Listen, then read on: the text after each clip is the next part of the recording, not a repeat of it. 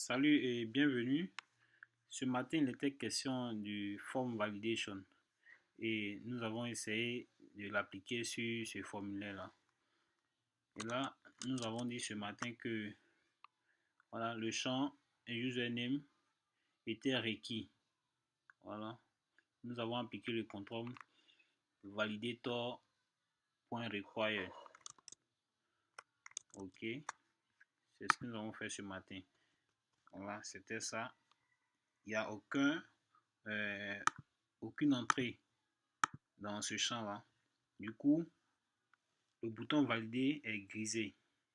Et quand nous saisissons quelque chose, automatiquement, le bouton est activé.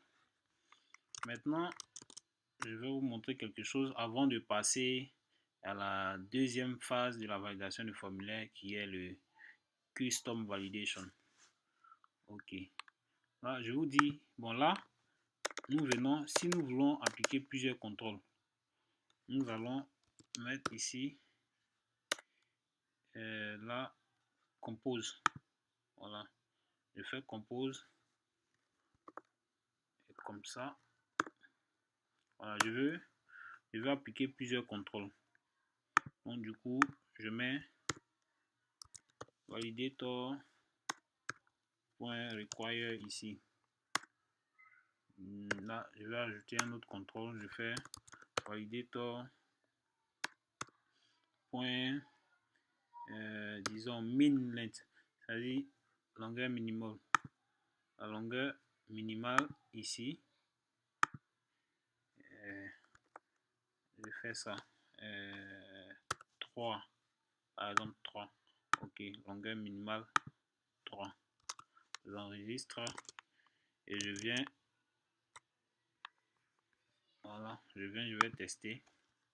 Une fois que je saisis quelque chose, vous voyez, le premier contrôle est vérifié, c'est-à-dire le champ ne doit pas être vide, mais est le deuxième, c'est-à-dire longueur minimum 3 caractères au minimum. Je viens 3 automatiquement. Dès que j'arrive au troisième caractère, vous voyez là, 2, 3, ok, ça passe. Ok, maintenant je vais vous montrer le custom validation. Voilà, nous allons customiser nous-mêmes notre form validation. Je vais créer ici une méthode que je vais appeler my validation, qui est une fonction ici. Là, il va recevoir en paramètre le contrôle. Ok. Maintenant, qu'est-ce que je vais dire? Je prends if control point value, if control point value point, là je vais venir définir, je vais dire ce qu'on va rentrer. On va donner une valeur, c'est-à-dire prenons d'abord la longueur, point length, voilà. Qu'est-ce que je prends? Disons la longueur, bon, disons, voilà, prenons ici inférieur à 5 caractères. À partir des 5 caractères, le formulaire doit être valide. Je viens là. Ok. Si c'est valide, qu'est-ce que je vais faire? Je vais retourner return un objet. Je vais retourner un objet.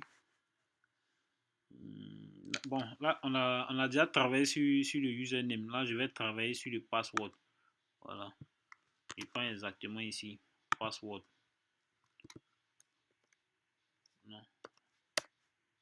Comme ça. Password. Ici, 2 points. Voilà. True. Donc, il va retourner ceci.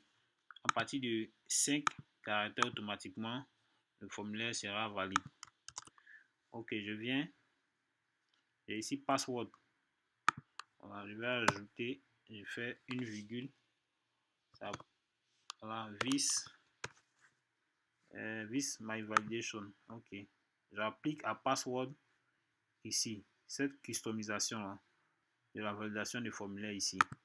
Donc maintenant que c'est ajouté, je vais essayer de vérifier si ça marche. Ok, je viens. Là, le require, on avait dit que c'était obligatoire ici. Le username est requis. Username est requis, mais ça doit être au minimum 3 caractères. Voilà, vous voyez, j'ai bien dépassé les 3 caractères. Mais le deuxième champ, c'est-à-dire password, doit être aussi vérifié. Du coup, je dois essayer d'atteindre les 5 caractères. Ok, j'ai fait 1, vous voyez, il n'y a toujours rien. 2, 3, 4, 5. Automatiquement, par le cinquième caractère, le formulaire est valide. Voilà. Maintenant, je peux ici poster. Je peux cliquer sur le bouton valider.